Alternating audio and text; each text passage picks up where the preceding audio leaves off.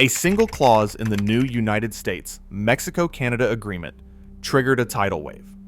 Mexican sugar imports surged 40%. United States prices crashed to 15-year lows, and multi-billion-dollar subsidies gave Mexican producers an unbeatable edge. Food giants pocketed the savings, but thousands of American farms now face extinction. What hidden flaw in United States trade policy unleashed this disaster, and who stands to lose everything next? Annex 3B of the USMCA, effective July 1, 2020, spells out the new rules for sugar trade between the United States and Mexico. This change quietly altered how refined sugar can enter the U.S. market. The clause states that for refined sugar, the quantity over the tariff rate quota may enter at the over-quota tariff rate. That language creates a clear, legal opening for refined sugar shipments once the quota is reached. Under the NAFTA era, a side agreement had suspended that pathway, sharply restricting refined sugar access and capping total Mexican shipments. The USMCA removed that constraint and reopened the route. A trade law expert points to this language in the official USMCA PDF document. The expert explains the clause does not guarantee unlimited access, but it does create a legal opening.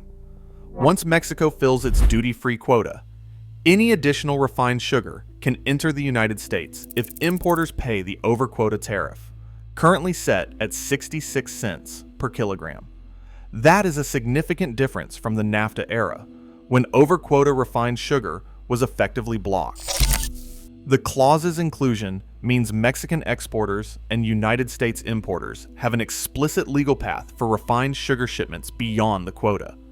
The expert stresses the tariff is steep, but market conditions such as high United States prices or shortages can make even over-quota imports profitable. This provision, buried in Annex 3B, set the stage for the changes that followed.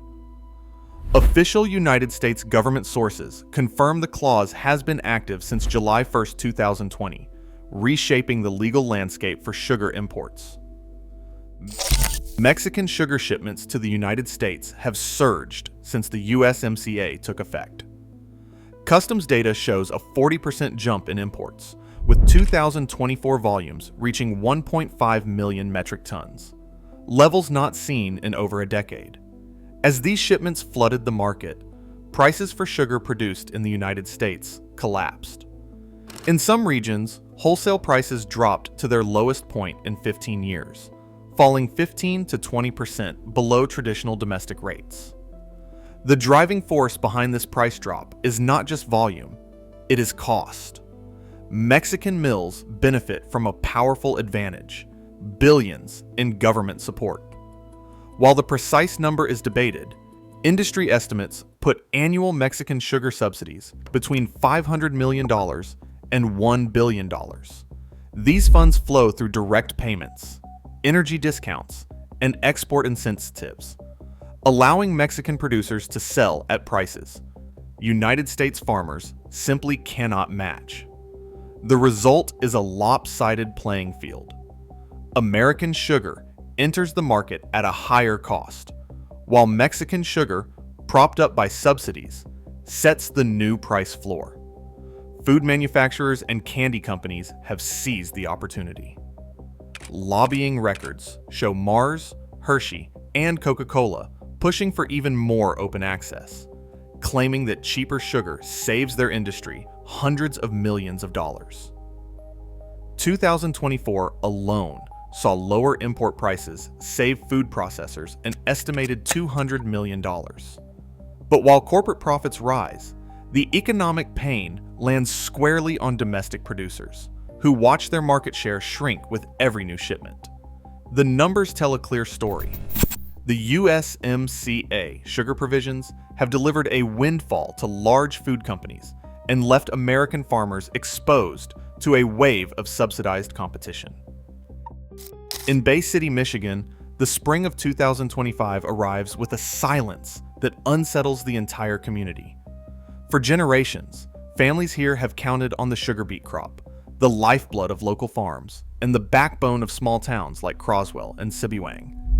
Each year, over 900 family farms contribute to Michigan's output of nearly 1.4 billion pounds of sugar, supporting about 5,000 direct jobs across the region. But this season, the usual preparations are missing. Michigan Sugar Company, facing relentless pressure from falling prices and surging imports, has advised growers to hold off on planting. Equipment sits idle in barns, and seed orders are canceled. For one family, the decision not to plant means more than a lost harvest. It is a break in a tradition that stretches back a century. Neighbors gather in local diners, talking in hushed tones about what comes next if the fields stay empty. The sense of loss extends beyond the farm gates. School budgets tighten. Main Street businesses brace for fewer customers. When a crop disappears, it is not just a farming problem. It is a threat to the entire fabric of these rural towns. The uncertainty now hanging over Michigan's beet country is shared by every family whose future depends on the next planting season.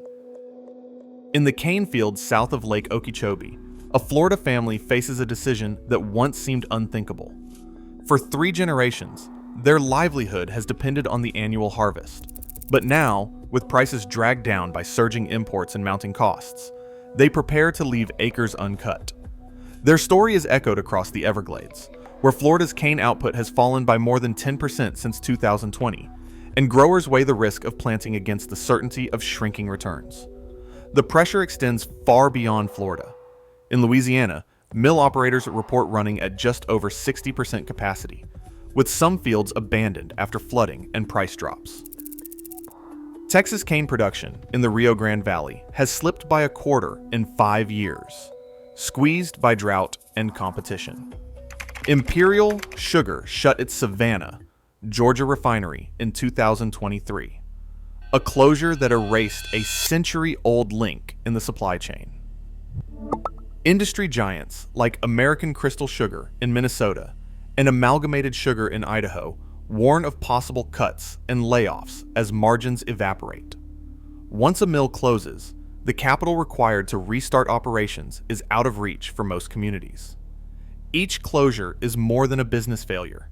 It is the unraveling of a support system that entire towns rely on. A single sugar mill closure sends shockwaves far beyond its gates. When a plant in Michigan shutters, the immediate loss is 700 jobs. The impact multiplies. Local economists estimate nearly 1,300 positions vanish across the county as truckers, equipment dealers, fertilizer suppliers, and small businesses lose their lifeline. Main Street shops in towns like Bay City and Sibiwang see foot traffic dwindle, while rural banks brace for missed loan payments from farmers who once counted on steady beet contracts. County budgets shrink as tax revenue from agriculture dries up, forcing cutbacks on schools and public services. For every job lost in the mill, nearly 2 more disappear in the community. Yet, the supposed benefit to consumers barely registers. Grocery receipts show sugar prices dropping just 3 to 5 cents per pound, pennies that add up to little for families but mean thousands in lost income for each farm. Nationally, farm groups estimate $2 billion in lost earnings for American producers in 2024, a blow that hits hardest in rural regions already on the brink. The country still produces about 85% of its own sugar, but every lost acre and closed mill pushes the U.S. closer to relying on foreign supply. The numbers reveal a stark truth. The cost of cheap sugar is measured in jobs, livelihoods, and the future of entire communities. Congressional hearings before the House Agriculture Committee have produced a stack of policy options, each intended to stabilize the sugar sector before the next planting deadline. Lawmakers describe the existing anti-dumping and countervailing duty suspension agreements as a first line of defense, but some urge tightening the export limit formula and stepping up enforcement on Mexican shipments. Others propose new tariffs on subsidized sugar, or direct USDA intervention to adjust import quotas mid-year. A few bills seek to renegotiate USMCA's sugar provisions outright, aiming for a hard cap on refined imports, But these measures stall in committee under pressure from food manufacturing lobbyists. The Department of Commerce retains authority to revise or withdraw the suspension agreements. Yet such moves require evidence of injury and a lengthy administrative process. Meanwhile, the USDA can adjust import allocations, but only within the boundaries set by USMCA and the agreements. With the next beet planting window closing fast, farm state representatives warn that every week lost means more growers switching to other crops for good. The clock is ticking. Without decisive action, the tools on paper may come too late for the families and towns waiting for relief. Today, every shift in trade policy reshapes the food on American tables. As U.S. sugar self-sufficiency slips below 85%, the question becomes, how much control are we willing to lose over what we eat?